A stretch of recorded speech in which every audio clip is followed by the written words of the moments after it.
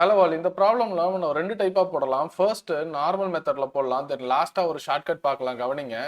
ஒரு scooter stick இருக்கான்னு imagine பண்ணிக்கோங்க. ஒரு பஸ் இங்க இருக்கு. அந்த பஸ் அங்க ஸ்டார்ட் ஆகல. அந்த bus already 10 metre per second constant வெலாசிட்டில போயிட்டு இருக்காங்க. ஸோ இப்பதான் ஸ்கூட்டரிஸ்ட் அதை ஓவர்டேக் பண்ண போறாரு. பிகாஸ் சம்ல ஸ்கூட்டரிஸ்ட் ஒரு ஸ்பீட்ல போறாங்கன்னு கொடுக்கவே இல்லை. ஸோ யூஸ் ஈக்குவல் டு 0 எடுத்துக்கணும். நல்லா புரிஞ்சுக்கணும். இந்த ஸ்கூட்டரிஸ்ட் பஸ்ஸை சேஸ் பண்ணும்போது ஆல்ரெடி அந்த பஸ்ஸும் கொஞ்சம் டிஸ்டன்ஸ் கவர் ஆயிருக்கும். அது எவ்வளோன்னு பார்த்துடலாம். இது uniform velocity. So S is equal to velocity into time. S is equal to V எவ்வளவு பஸ் போற ஸ்பீடு 10 எவ்வளவு நேரத்துல கிராஸ் பண்றாங்க 100. ஸோ 1000 மீட்டர் இப்போ அந்த பஸ் இந்த இடத்துல இருந்து இந்த இடத்துல இப்போ டிராவல் ஆயிருக்குன்னு வச்சுப்போம். ஓகேவா? எக்ஸாக்ட்லி. இப்போ இந்த பாயிண்ட்ல தான் அந்த ஸ்கூட்டரிஸ்ட் அந்த பஸ்ஸை ஓவர்டேக் பண்றாரு. ஸோ ஆல்ரெடி எவ்வளோ இருந்தது? இவர் பைக்கை ஸ்டார்ட் பண்ணும்போது 1000 இருந்தது. இப்ப பஸ் வேற எக்ஸ்ட்ரா போயிருக்கும்ல, அவர் சேஸ் பண்ற அந்த நேரம் பஸ்ஸும் போயிருக்கும்ல. அப்ப இப்போ டோட்டலா ஸ்கூட்டரிஸ்ட் எவ்வளவு டிராவல் பண்ணணும்? 2000 மீட்டர் டிராவல் பண்ணாதான் பஸ்ஸை ஓவர்டேக் பண்ண முடியும். பக்கா. சரி, இப்போ S is equal to UT plus half AT ஸ்கொயர்ல எடுத்துக்கலாம் நம்ம.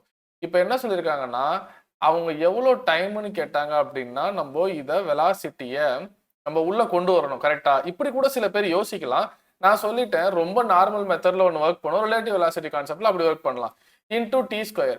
இந்த ஸ்டெப்பை பார்க்கும்போது உங்களுக்கு வெலாசிட்டி டேர்மே இல்லையே அப்படிங்கிற மாதிரி தோணும். கண்டிப்பா கிடையாது. நான் இதுக்குள்ள வெலாசிட்டி டேர்ம் கொண்டு வந்துருவேன். Velocity is equal to U plus AT. நான் இப்போ எழுதிட்டு இருக்கிறது ஸ்கூட்டரிஸ்டோடது. 100 செகண்ட்ஸ்ல அந்த ஸ்கூட்டரிஸ்ட் எவ்வளவு வெலாசிட்டி அச்சீவ் பண்ணியிருக்காருன்னு பார்ப்போம். ஸோ U plus இனிஷியல் 0 தானே, 0 plus A into 100. பக்கா. எஸ். அப்ப ஏவோட வேல்யூ என்னன்னா V by 100. இப்போ நான் ஆக்சலரேஷனுக்குள்ள வெலாசிட்டியை கொண்டு வந்துட்டேன். அப்ப S equal to 0 plus 1 by 2. ஏவோட வேல்யூ என்ன? V by 100. எக்ஸாக்ட்லி. எவ்வளவு நேரத்தில் அவர் கிராஸ் பண்றாரு? 100 square. So 100 cancel. S is equal to V into 100. சரி, இப்போ ஸ்கூட்டரிஸ்ட் டோட்டலா எவ்வளவு டைம்ல டிராவல் பண்ணிருக்காங்க? 2000. பக்கா. 2000 is equal to V into 100. அப்ப V யோட வேல்யூ எவ்வளோ? 20 மீட்டர் பர் செகண்ட். ஸோ ஒரு பஸ்ஸை கிராஸ் பண்ணும்போது ஓவர்டேக் பண்ணும்போது ஒரு வெலாசிட்டி என்னவா இருக்கும்? 20 மீட்டர் பர் செகண்டா இருக்கும். கண்டிப்பா இது நிறைய ஸ்டெப் பேசிக்ஸ்ல ரொம்ப ஸ்ட்ராங்கா இருந்து ரிலேட்டிவ் வெலாசிட்டி கான்செப்ட் அப்ளை பண்ணாம நம்ம இந்த மெத்தட்ல ஒர்க் பண்ணலாம்.